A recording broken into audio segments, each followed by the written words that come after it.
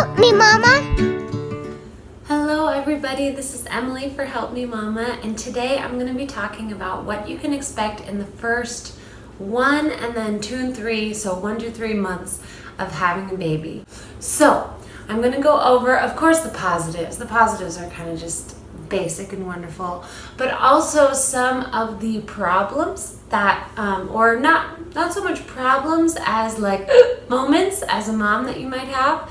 We'll go through them, and hopefully this will be helpful to you as you are preparing for the first couple of months with your new baby. Congratulations, by the way. Here we go. The first month, first of all, you're just in babyland. Oh, just the wonders of you and your baby just bonding and getting to know each other. And so getting to know your baby, caring for your baby, getting to know how to do that, it's just a dream. I think the first month. There's only been a couple of moms that I've talked to where the first month for them is a little bit nerve-wracking because and I get this, you are worried about your baby because they're so small, they're so teeny tiny, and you think they're so delicate and fragile. So there is a little bit of worry that goes along with just the newness of the baby. But for the most part, it's just, babyland. You hang out in your PJs and just snuggle all day, which is so great. Another thing to expect the first month is a lot of visitors. You might have some big family coming in from out of town. Everybody at church or at work might want to come see baby. And so there seems to be or maybe you have a community that you're part of and they're going to bring meals to you. Everybody's going to want to stay and see that cute baby of yours. And of course, you're just going to be so proud showing off your new baby. So lots of visitors, expect visitors. The visitors are not hopefully going to expect much from you because they know you have a new baby. But just, sort of be prepared because people are probably going to be dropping by. The next thing on the list is baby blues. I haven't experienced this to a great extent, but I know that when I had my first baby, there were some other things going on in our family, and having a new baby at that time, dealing with these other things, you're a little bit hormonal. It just also made me sad to think this new baby is coming into a family or a situation where there's problems, and that just sort of weighed me down a little bit. So it might not be that, but there's all sorts of different factors, and especially when your hormones are just high, that you can get the baby blues, and it might not be so severe as postpartum depression. If something like that happens, I would say even if you have the baby blues, reach out to somebody, talk to somebody. Talk to your mom, talk to a family member that's close to you, who loves you, talk to a friend, because I think that baby blues, if they're not really dealt with, can turn into some pretty, severe or just a loneliness, and we'll talk about that next too. And then the last thing I have for the first month is nursing. It's just that first month is time to learn how to do it, and it's not always easy. I have some videos on nursing that you guys can go back and watch. But practicing for just getting the hang of it, just initially how do I do this? What are the techniques that I want to use? What works for me and my baby? What positions are we going to use? Let's try a couple of different positions. Let's make sure we can do this in public and practice for that and all those things. So definitely, I think the first month is just a nursing practice time. And if your first is like my first, it is a full-time job, even more than that, to nurse them. My oldest nursed for 8 hours a day, 3 hours, sometimes at a time, which I know sounds insane. I think I was insane at the time. And it was literally 8 hours a day. That's not 40 hours a week. That's 56 hours a week. They nurse every day. It's a lot. So you get a lot of practice.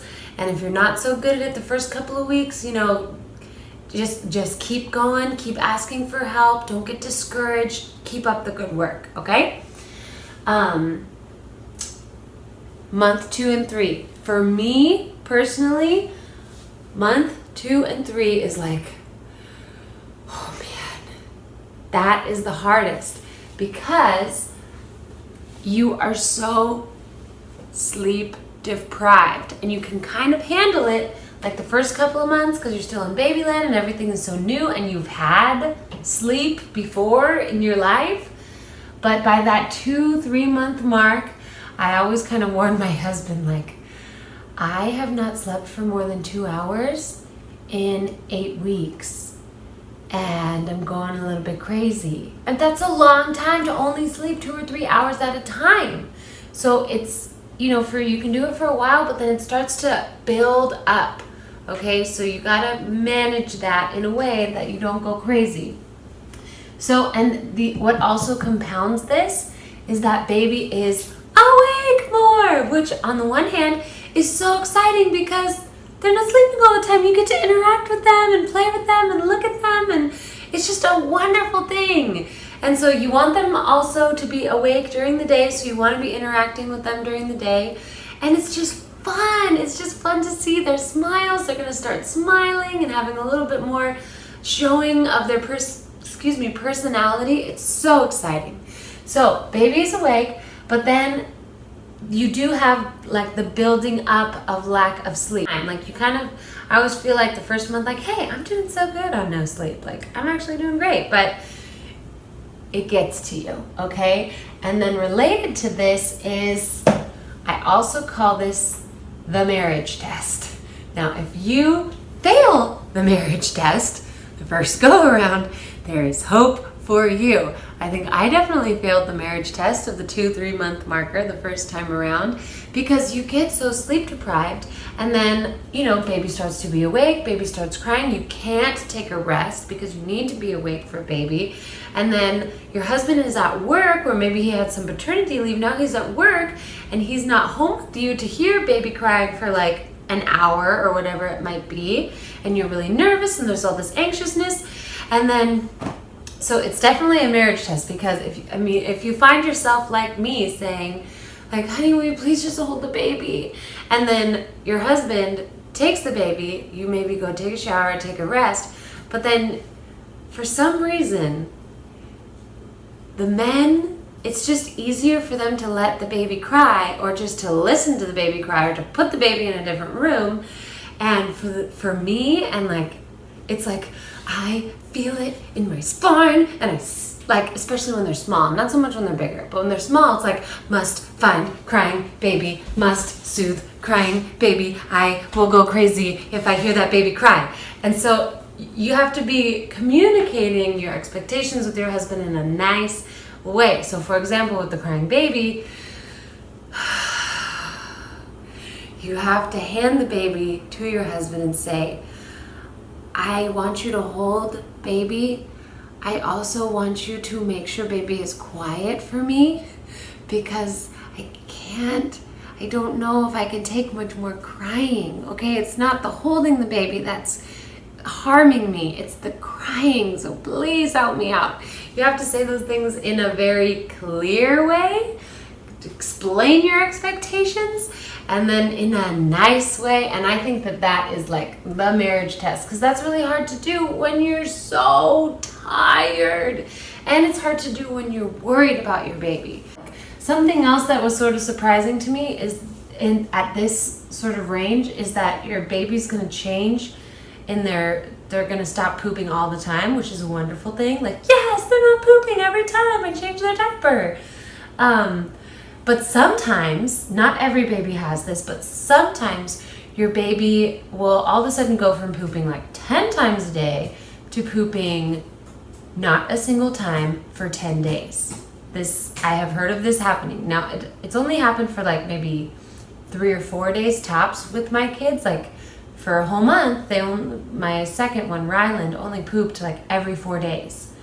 And if I hadn't heard about this before, I would have been a little freaked out. Like, what? He used to poop all the time. Now he's only pooping every 4 days. There must be something wrong with my baby, right? This is totally normal. It's weird, but it's totally normal. They're just, like, their digestive system is just readjusting so that soon enough, they'll poop 1 time a day and be very regular. But it's like a transition process from all the time to regular. They go through this weird transition process.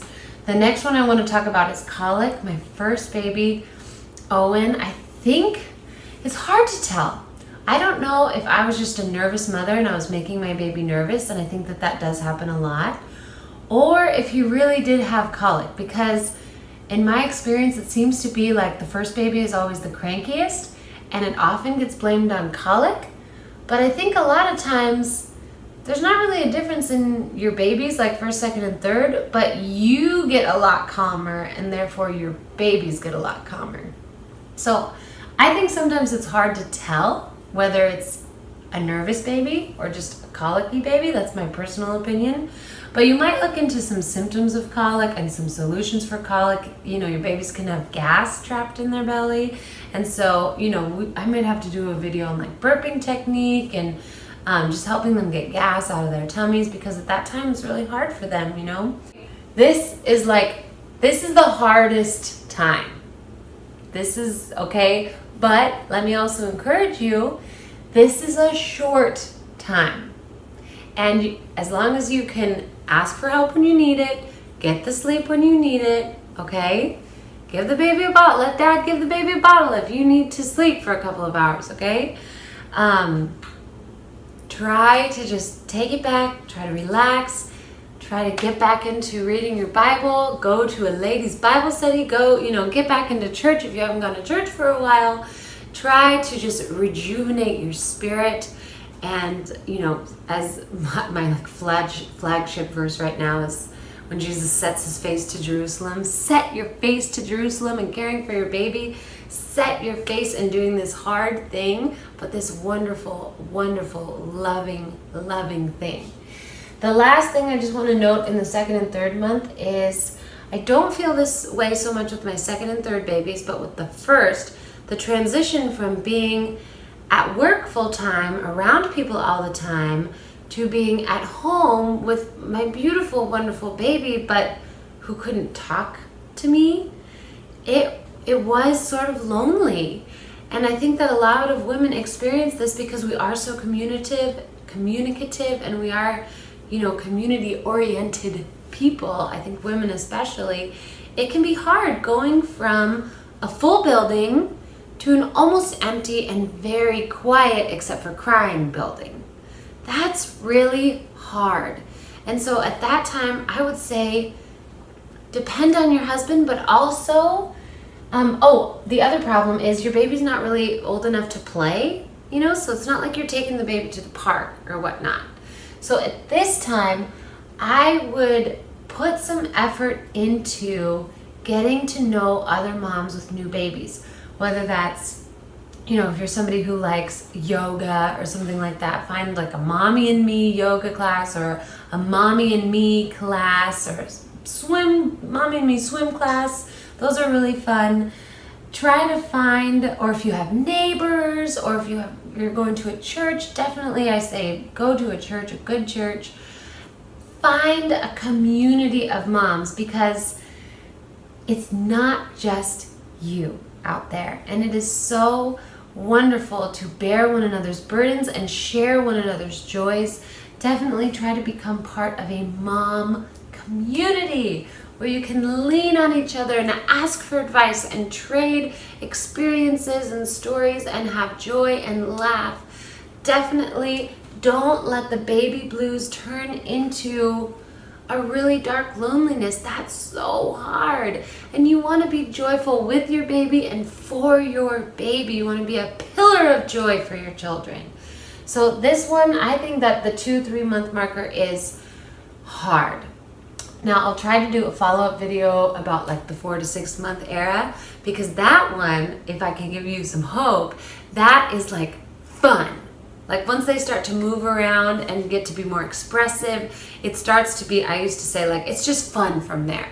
So if I don't want to be really foreboding, this is a really hard stage, but it is short. So again, this is the first 3 months of sort of what to expect with the new baby, problems, but also joys that come along with having just a brand new baby. If you like this video, give it a thumbs up. You can subscribe, pass it along to a friend. Help me, Mama!